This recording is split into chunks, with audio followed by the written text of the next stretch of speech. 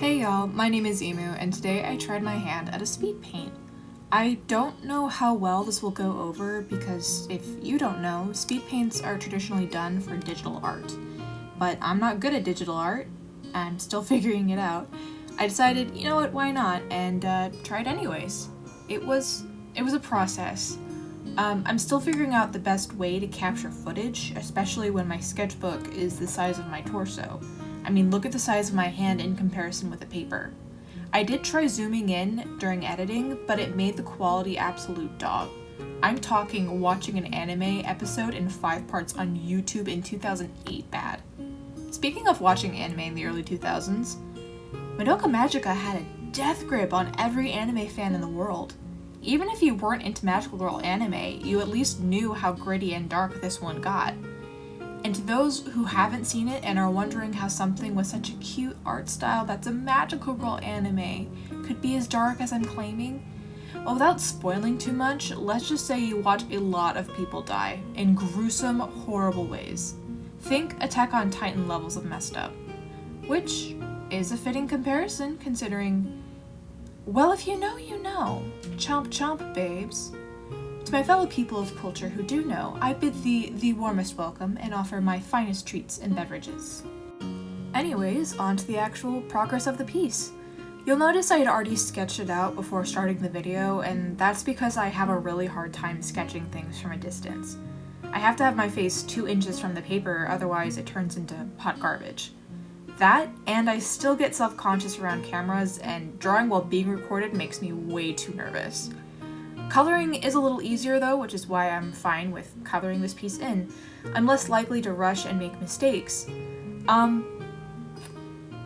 Speaking of mistakes.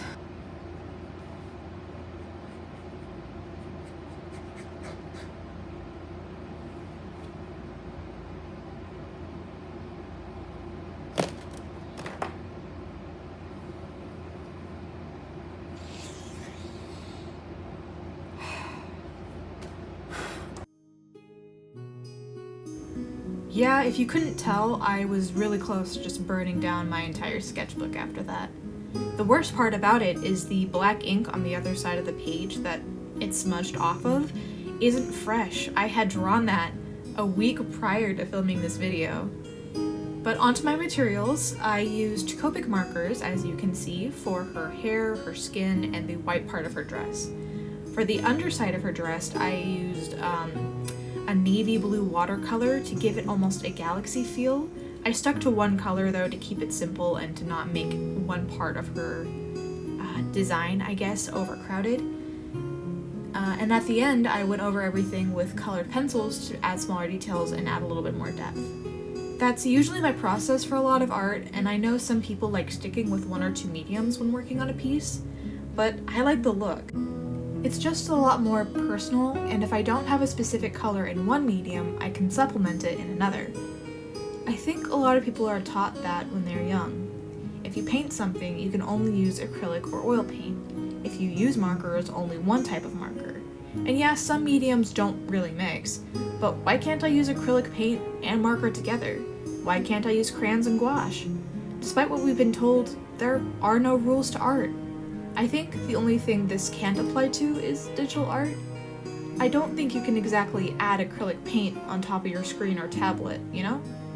I guess if you print it off and add details on top of the printed piece, that could work. I'm not trying to exclude you guys from, anything at all. I'm mad respect. I just don't understand digital art, therefore it is witchcraft by law.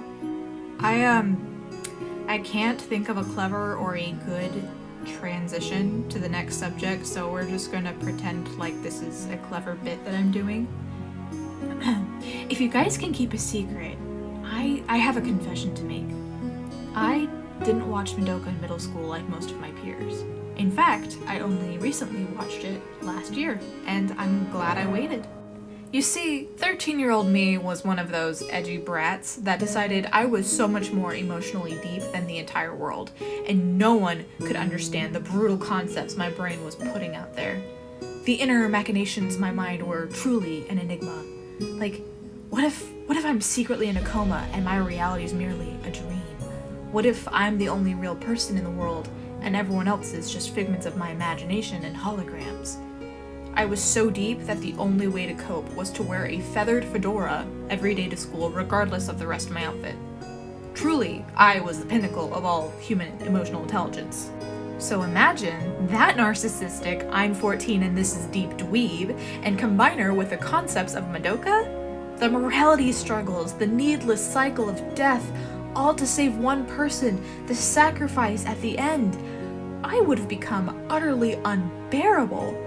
I already had let Death Note affect me too much at that age. I probably would have added a trench coat to go with that cringe fedora. But in all seriousness, I think I would have missed so much as a kid and not have understood a lot of the themes. It's a lot more horrifying to watch the Bloodfest when you remember these valiant soldiers fighting for the survival of a species that doesn't give a crap about them are 14-year-old girls. I wouldn't have thought anything of it back then. Haha, watching your friends die in brutal ways? Just middle school things, am I right? I also know I would have shoved the same self-insert OC into whatever fanfic abomination I decided to write, or would imagine said fanfiction playing out as I fell asleep, because I was a normal, well-adjusted kid. I can't imagine why I got bullied. But one of my favorite things about the show is how, even though we don't realize it yet, we are thrust into the final chapters of the story. And with each new episode, we get to understand more of the story that led to that moment. That and the narration itself of selfless love told in so many different types. If you don't know, Madoka is very, very, very heavily queer-coded. I don't think it's fully canon because of Japanese censorship rules, but okay, would you rewrite the fabric of time and space multiple times just to make a friend happy? You have other friends you are close to who also meet a terrible fate, but they don't matter as much as this one. They can stay dead for all you care. But her, she's different. You beg her, sobbing, screaming for her to think about how much you care about her, how deeply you love her. Why can't she see that? Why can't she understand what you are willing to do just to see her smile another day? You don't care about your own happiness, your own life, your own destiny. All that matters to you is her. That's an actual thing that happens in the show, not exaggerated.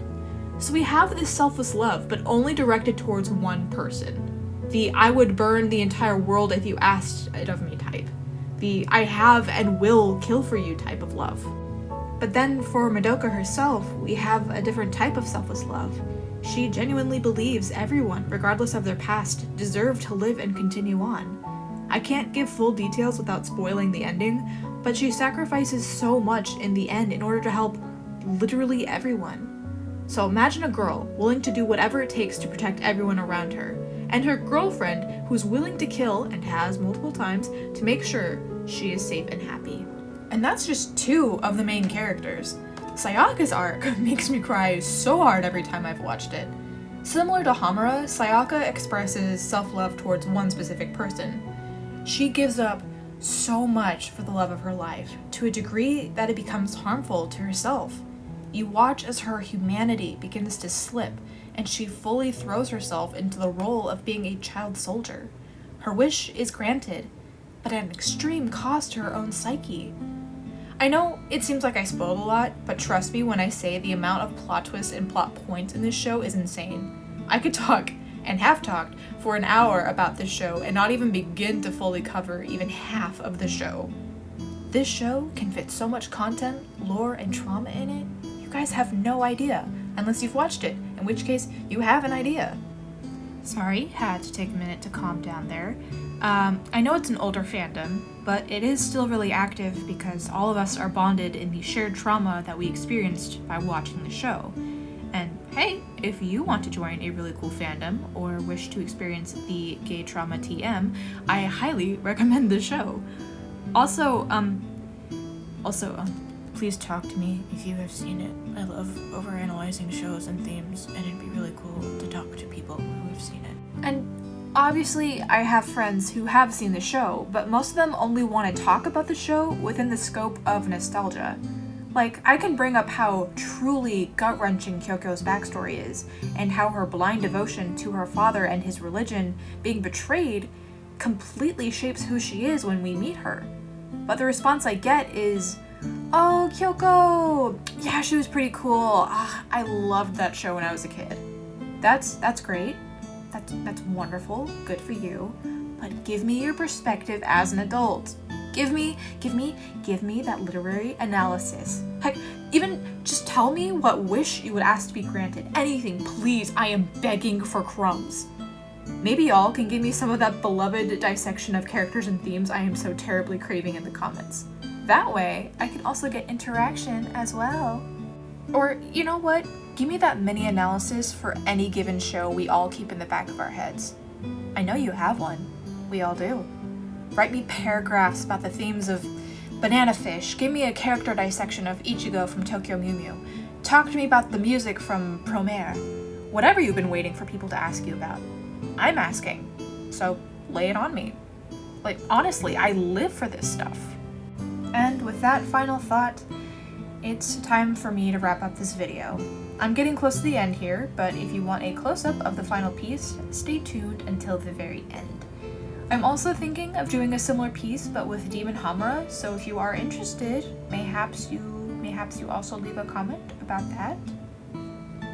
And as always, it is time for some shameless plugging.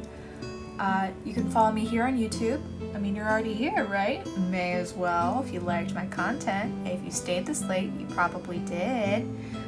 You can follow me on Instagram. My TikTok just reached 20k followers, so that's pretty cool. You can make it a little higher of a number if you want. Or you can follow me on Tumblr. I mostly just wax poetic about Yu-Gi-Oh!, Sailor Moon, and Legend of Zelda, but if that's your jam, come on down. All of it is underneath the same username, so easy to find. Just copy and paste it, babes. On a more serious note, there is a link to a GoFundMe in the description. If you can or are willing or are able to, please check it out. I'm having 2 surgeries in November and I could use all the help I could get. I go into more detail about the operations I'm getting and what is wrong with my hip in a video, 4-minute video about, I posted it about a couple weeks ago. Please check that out if you are interested in, I don't know, what is wrong with me. I don't know. Also, if you saw those hands that were flying in, those were my fiance's. He likes to mess with me while I'm drawing because, I don't know, he loves me or something.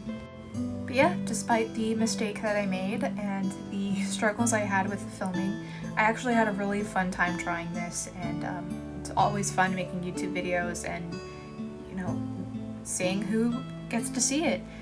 Thank you guys so much for watching, and I'll catch you guys later. Bye.